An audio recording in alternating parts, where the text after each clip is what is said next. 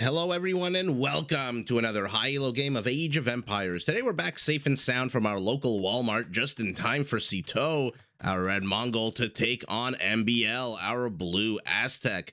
Now while the players herd their herdables, explore their immediate surroundings, and try to go up to Feudal as fast as possible, let's take a look at the respective civ matchup we'll be watching today.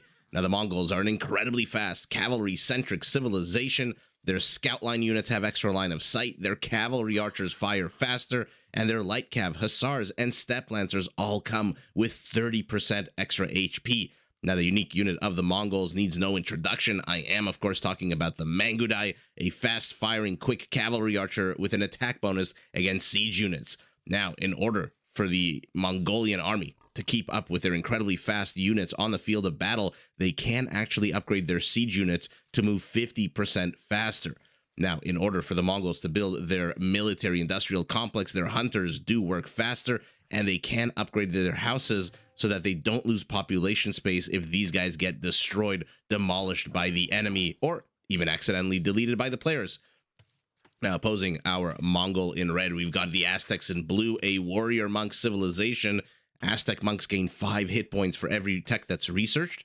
So basically, a fully upgraded Aztec monk comes with a massive 95 HP compared to the usual 30 or even 45. Now, to help pay for all of these upgrades, which, as you know, is very, very gold intensive, any relics collected by the Aztecs do generate 33% more gold. Now, on the field of battle to support their monks, all Aztec military units are created faster, their skirmishers can be upgraded to have extra range and attack, and their infantry can be upgraded to get a massive +4 attack boost across the board, which is an absolutely fantastic upgrade because the Aztec unique unit is the Jaguar Warrior. Overall, I would say a medium infantry unit that comes with a pretty good attack bonus against other infantry. Now, to support the Aztec military-industrial complex, Aztec's villagers, so these ladies and gentlemen do carry 3 extra resources right from the start of the game, and they do start the game, if you see, take a look at the top right of your screen, with 50 extra gold, which means they either get loom for free, or 2 extra militias, or a little bit less mining time in order to go up to castle. So that is the state of play. I'm very excited to cast this game, not only because these are 2 fantastic players with, take a look at the top of your screen, some pretty high elos, but also because I'm excited to see whether the Mongolian speed will beat out the Aztec heavy power. I mean, the upgrade to the skirmishers, the upgrades to the infantry, we'll see if our Mongol takes a head-on fight or uses the speed of their mounted units to run circles around our Aztec player, or vice versa. Anything and everything is open. For now, a deer being a little bit difficult here. MbL finally managing to get it close to the town center, right underneath where it dies, and provides meat for the Aztec Empire. Now let's take a look at where the players have spawned our Aztec. Not a bad spawning position. Forward stone, forward gold, not a big fan of that, but easy to wall off here to the southwest, completely open. So would do well to take not only this hill, but also take possession of this hill as well. East of the base, completely open as well. North, I'm not going to say completely open, but this is going to require a good amount of wood or even stone to wall off, even if he decides to wall off here with a vertical line. And, you know, we'll take time, we'll take resources, and we'll take basically take villagers off of the production line. Sitaux, on the other hand, I don't like this base at all. Gold, incredibly forward-facing, very far off campus, which is exactly why he finds himself needing to wall in these 3 villagers. East, completely open. North, completely open. South, okay, easier to wall off here to the south. And where is his primary stone? Nice and secure in the back. So the base itself is more open, harder to wall off, which I'm not surprised he's not trying, at this point of the game at least, to wall it off completely. But stone, nice and tucked away in the back, whereas MbL, unfortunately, both his primary gold and his primary stone are not safe at all. We'll see if MbL gets attacked there, if Sitaux decides to make an issue of it. For now, Sitaux moving forward with 3 militias, a cocaine bear attacking one of MbL's militias, which are now heading home. 4 of them. Remember, I mentioned the Aztecs do get the extra gold, so right away, MbL with 6 militias. Let's see if this is the beginning of a new meta, of an experiment of some kind. For now, though, MbL tried to wall himself in here, safe and secure in the wood line, but did miss one tile, which means that this scout can be incredibly annoying when microed by Sitaux. But look at this chain of infantry coming forward from our Aztec. Sitaux already in Feudal on the back of those faster Mongolian hunters. Manages to evade these militia. They move on the same. I don't think there's an upgrade to the speed, right? Yeah, they both move at 0.9. Now MbL decides, you know what? I'm not going to create a kill zone here. I'm just basically going to demolish this wall off and try to meet this army head on. Nowhere close to Feudal. Still half the resources necessary. Invested 300 food in building these militias. We'll see if that pays off in the meantime. Oh, man, 3 villagers pulled off the production line. Potentially a 4th? Oh, man, 4 villagers here. At a time when MbL needs to start gathering resources, he pulls 4 villagers and immediately 5 villagers, 6 villagers, 7 villagers are being pulled off. 1, 2, 3, 4, 5, 6, and 7 villagers. Oh, man. We'll see how that impacts the later game, but take a look at the score. He's already about 200 points behind. And now these annoying men-at-arms are inside his base yet again, despite the fact that he's doing his best to wall it off. Feudal Age archers on the way. Would he have been better off creating a funnel? So structures here next to the town center and here? Or do you think this is a good idea? I'm not too sure. I mean, it secures the gold. But beyond that, my goodness, 7 villagers being pulled off the production line when you're still in Dark Age, and you need as many resources as possible, and which means you need as many villagers as possible to gather those resources. Now Sitaux taking the high ground. Oh man, MbL finally clicking up to Feudal Age, a full, what, 3, 4, 5 minutes behind his opponent. More villagers moving forward. They want to get this wall off closed before the archers can do any more damage. We'll get the house. These men-at-arms should be nice and trapped in here. And numbers alone will save MbL from any more incursions into his base. This one men-at-arms with 1 kill will not be around for much longer. 3 kills apiece. 28 villagers for our Aztec. So he, no doubt... Well, rather, I don't know, no doubt, but it looks like he's building himself up here potentially for a fast castle, or rather fast-ish, let's say, seeing as how he's so far behind at the moment. 5 villagers being relocated to gold. So yeah, it looks like he wants to get up to castle as fast as possible. Does delete one of the palisades he wants out of his base. One of these villagers should be moving in. Yes, there she goes to close off the gap. What are you? You are an archer. Just hanging out, watching out, making sure no bears attack your units. Needs to move these villagers in here and right click, right click, right click. Unfortunately for him, he's pulling villagers off the gold line. Okay, now he is in Feudal, deletes the house, builds a market harder for these archers to reach beyond this range. Do they have the range? They do not. And now he's moving south with what? 4 injured militias, 1 Eagle Scout. Sitaux, though, parked right outside his base, ready to make, ready to be as annoying as possible. Let's put it like that. 1 new, fresh recruit moving forward here. The veteran archer joining him. We'll see if he can break into this base. For now, an archery range is what our blue Aztec is building. And he's going to move into the base. He's going to discover these archers. Militia not upgraded at all. So they should not be too hard for these 3 archers to get rid of, especially when they get trapped in here. Oh, no, they do not get trapped in here. Oh, why are they just standing still? Villagers surround archers, backing them up. Civilians and military population join together to stop the Aztec incursion into the Mongolian Empire, which they do exactly that, but now the Mongols are pushing out. 7 archers here.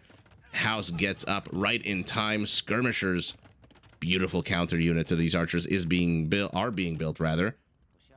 Unfortunately for blue, take a look at the army supply, 12-2 villager count. He's only down what, 2 villagers? Not the end of the world.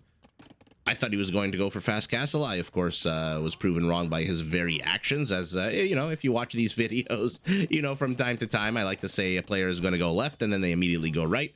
I like to say a player is going to go cavalry, they immediately go archers. So I'm gonna let the players show for themselves for now. 3.5 times the army supply goes to our red Mongol, who continues. Now he's moving forward with 3 more archers. What do we get here? A market going up for him, together with the archery range. Now should have the requisite structures, although already does with the blacksmith. 10 villagers on gold compared to the 7 of the Aztec player. Our blue Aztec doing an okay job keeping up with villager count, though. Military count, he's closing the gap, which, you know, necessarily happens as you build more and more. You know, 6 army differences is more pronounced when your opponent has 8 army and you have 2.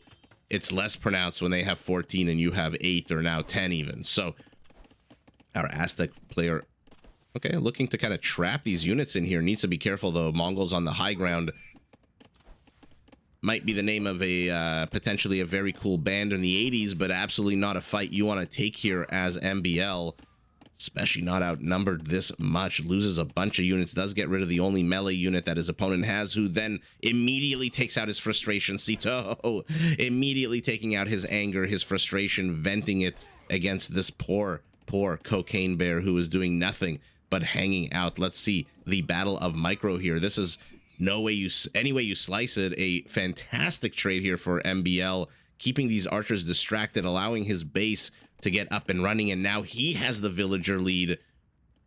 Score lead for Sitaux narrowing. Absolute fantastic play here by MbL, using these less expensive, shittier units to zone out these archers. For some reason, Sitaux, believing with the high ground he can defeat this. I guess he was right up until these 2 fresh recruits showed up. Take a look at the HP on these skirmishers. Not fantastic at all. But Sitaux getting gunned down 1 archer at a time. Fantastic play by MbL, who takes the score lead. Absolutely epic here. Sitaux overstayed his welcome, but perhaps that was just a trap. Perhaps it was a feint, because now we've got a scout on the here, and we've got a step lancer on the way. Cavalry should be able to absolutely demolish those skirmishers. What they might have a little bit of a more difficult time with is 4 eagle warriors. Not too sure why he's not turning around and attacking the step lancer, instead choosing to poke and prod at the weaker archer units, despite the fact that this step lancer is getting a lot of work done here.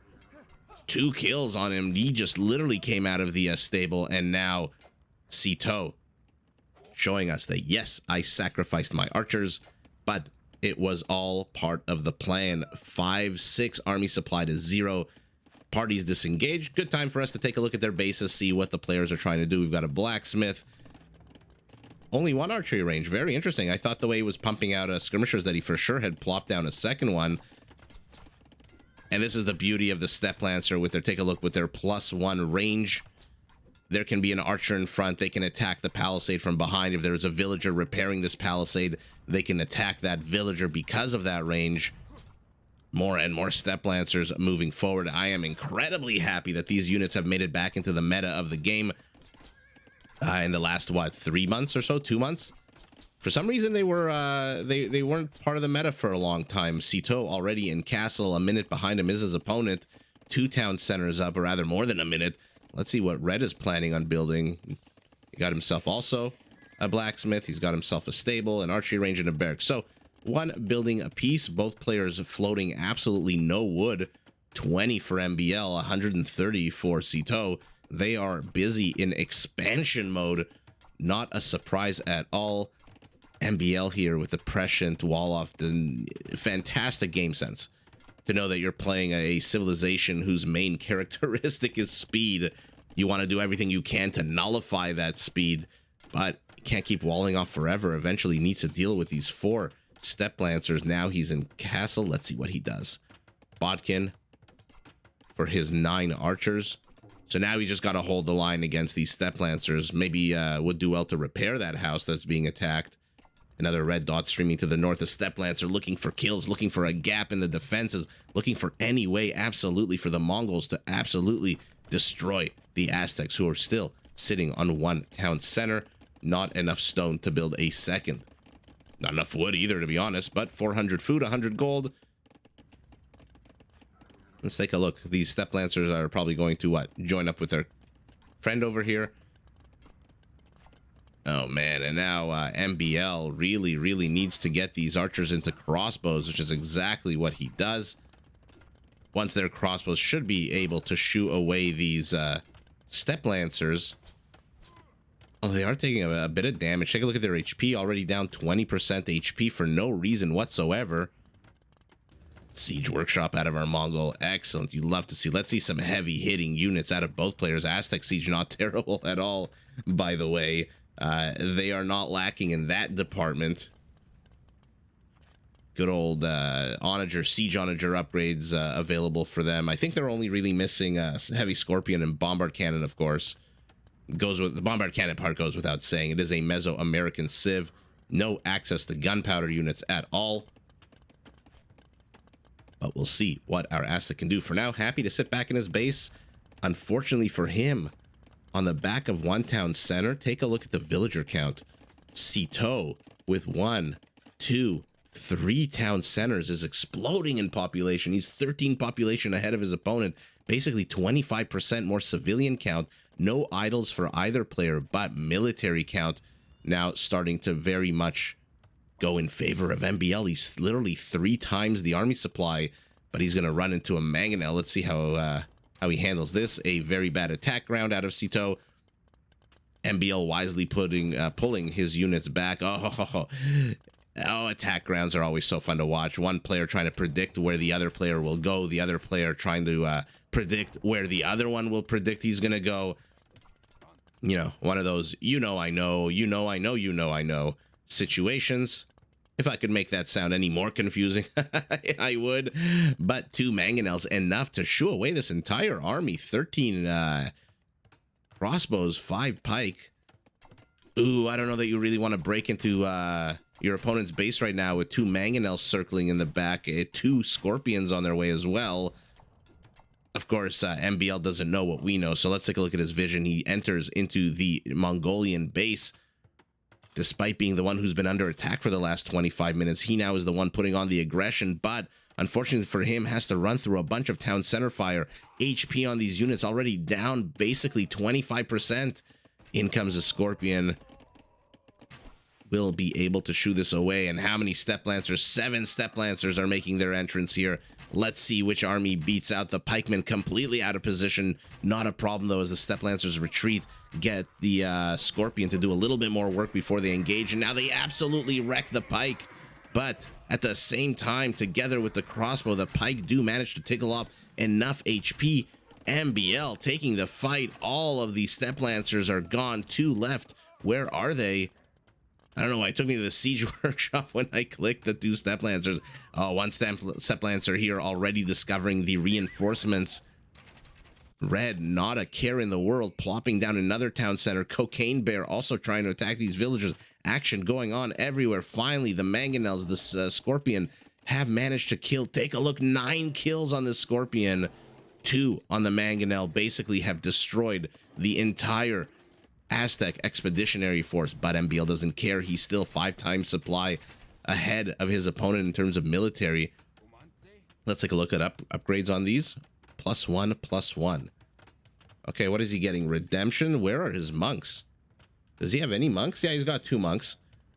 Perfect. So with redemption, by the way, the monk will be able to convert these guys. Siege workshops, buildings. Excuse me, this is a lot of pike. 14 pikemen, but 3 onagers can flatten that entire army in seconds. Game of positioning happening here. Crossbows to the back. I don't know why they're running away so far. Monks need to move forward as well.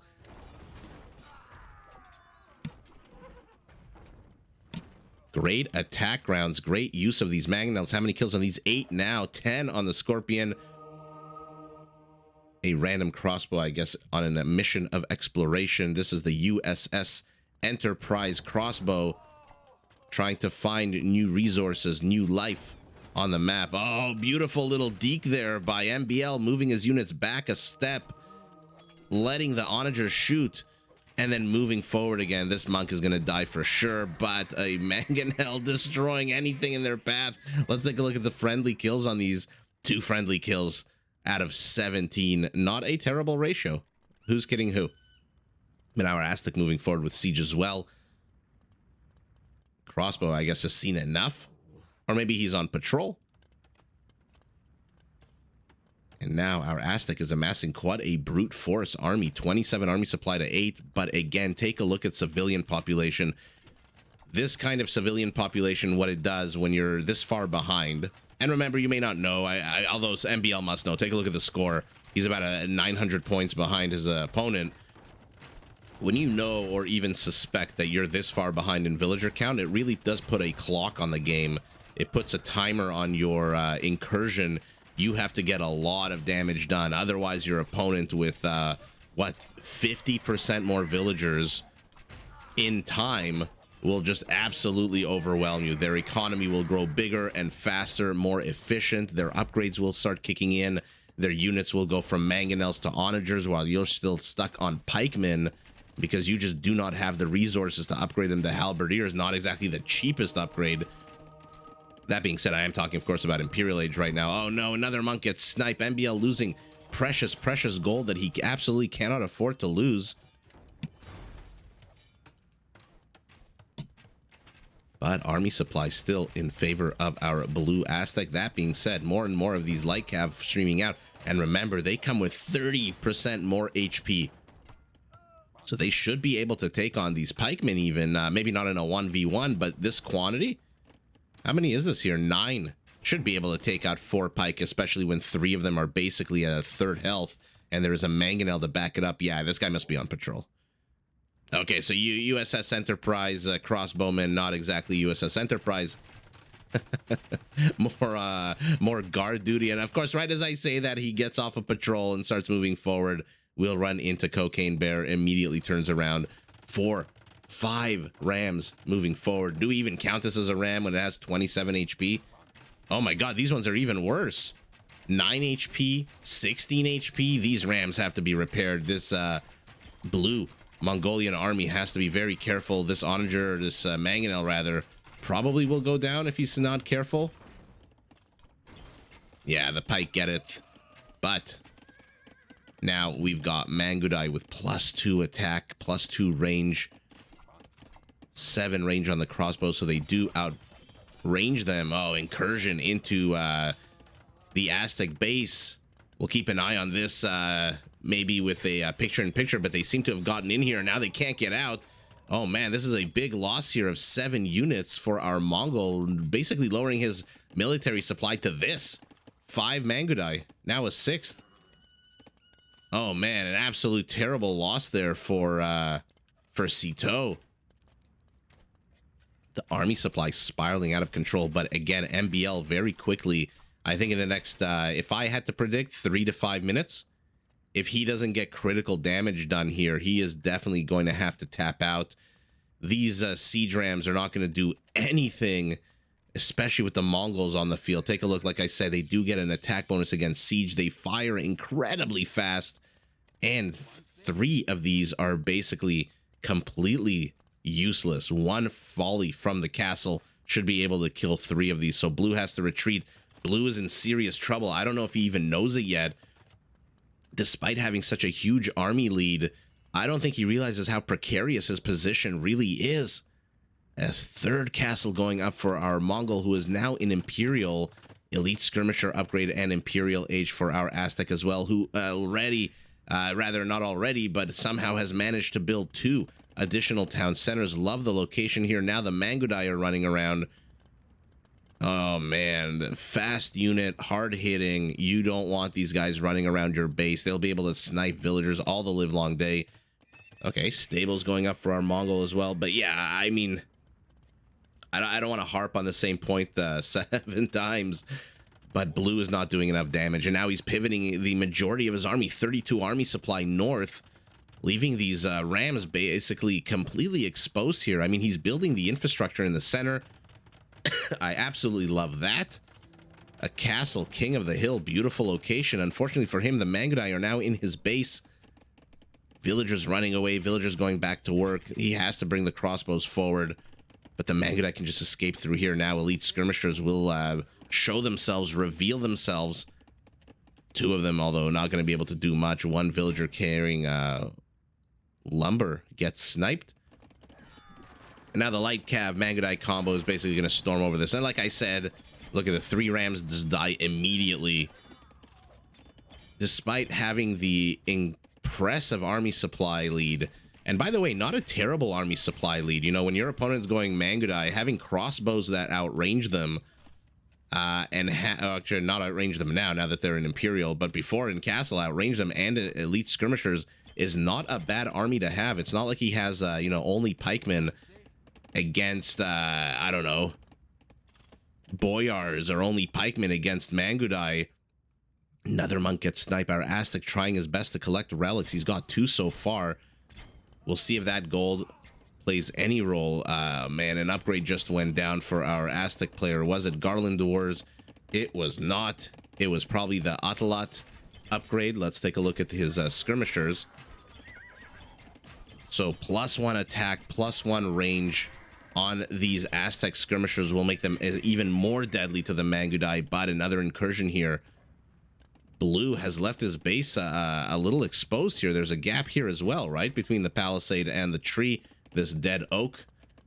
Our Mangudai, realizing that he can just sneak in here, does exactly that, but now upgraded skirmishers pushing him back to the south, the town center, together with skirmishers pushing him back to the north. And again, Blue is taking great trades. Don't get me wrong, even though now he's down in army supply. Yeah, literally the point I was about to make before MbL GG'd. He's taking great trades. You know, sacrificing skirmishers and a few crossbows is not terrible against Mangudai. Mangudai are not the cheapest archer unit. You know, we're talking about 65 gold in addition to the wood. The problem is, like I said, take a look at the villager count, 81 to 127. MbL just did not get the damage he needed to get done in Sitaux's base to justify being so far behind in villager count. And even though he's also an Imperial, and even though he does still have 22 army supply, by the way, 11 of them skirmishers, which is not terrible at all against these Mangudai, especially with the Outlawed upgrade. So let's take a look again. +1 attack, +1 range, 9 range on these skirmishers. So they're a fantastic unit to have. The problem for him, he knows he's played enough games. This is MbL we're talking about. When your opponent has 50% more villagers than you at the 40-minute mark of the game, like I said earlier, their economy is just going to be better. Their production is going to be better. I'm going to rewind for 1 second. Take a look at the production. 7 Mangudai, 6 Hussars, a Trebuchet. Blue is building a Trebuchet as well, but his castle is very far behind, and he's only building, what, 5 skirmishers and 4 pike. So one side is building Hussars and Mangudai, one side is building pike and skirmishers, and even though the skirmishers are absolutely fine at dealing with Mangudai, especially on a 1v1 cost basis, since these guys cost absolutely no gold, the clock rang, or the bell rang, the clock hit 12, and the chariot has turned into a pumpkin. MbL realizing that his opponent, take a look at his base, 1, 2, 3, 4 town centers, 3 castles, compared to 3 town centers and 1 castle. He just knows that this is the kind of base that is getting ready to absolutely steamroll him. 8 stables already up, 3 castles, as I said, constantly pumping out Mangudai. And MbL just realizes, you know, look at the score. I'm down about 3,000 points. I'm being pulled apart to the south. I'm being pulled apart to the north. Plus, I am incredibly behind, although upgrade count for his ranged units, he is actually toe-to-toe with our Mongol. The problem is his still missing that final, rather not the penultimate attack upgrade. And yet again, I'm going to say one last time before we take a look at the stats. When you're down this much in villager count and civilian population and you just do not get critical damage done to your opponent, the game is basically lost. Take a look at kill count. Sitaux with double the kill count, even though villager kills are basically identical. MbL coming in at much, much lower. Sitaux with the heavier, tankier units, the steppe lancers, the Mangudai, the Hussars. MbL with the weaker skirmishers, crossbowmen, and you know, pike. So not a big surprise that he didn't get the damage he needed done. Sitaux with a good amount of APM. MbL playing a bit of a more relaxed game. You know, 60 pikemen. Remember, these weren't always Hussars. They were light cav for the majority of the game. Let's see if relics played a role in anything. 2 relics giving him an extra 1,000 gold, but take a look at the top of your screen. This is what comes with having an economy that's 50% bigger. You have 3,600 more wood. You've got 6,000 more food. You've got 1,000, or rather 2,000 more gold, despite the fact that your opponent has relics. And you've got what? An extra castle, almost 2 castles worth of stone more than your opponent. So yeah, MbL just was not able to get the critical damage done, was not able to dent any part of his opponent's economy, despite playing a very nice defensive game, despite stymieing the Steppe Lancers over here, despite destroying these Mangudai to the south, the Mangudai to the north, pushing them back as well, getting rid of their HP so that the next wave of skirmishers can demolish them. MbL just was not able to keep up economically and civilian-wise with Sitaux, who absolutely builds a massive amount of infrastructure, establishes himself out on the map, moves forward with the quicker Mongol units. As I mentioned in the very beginning of the game, very much a civilization, an incredibly fast civilization based on its four-legged units. And Sitaux just takes the W, but what a fun game. GG to both players. Did you enjoy this video? Check out these other clips and make sure to subscribe and enable notifications so that you're notified of my latest uploads.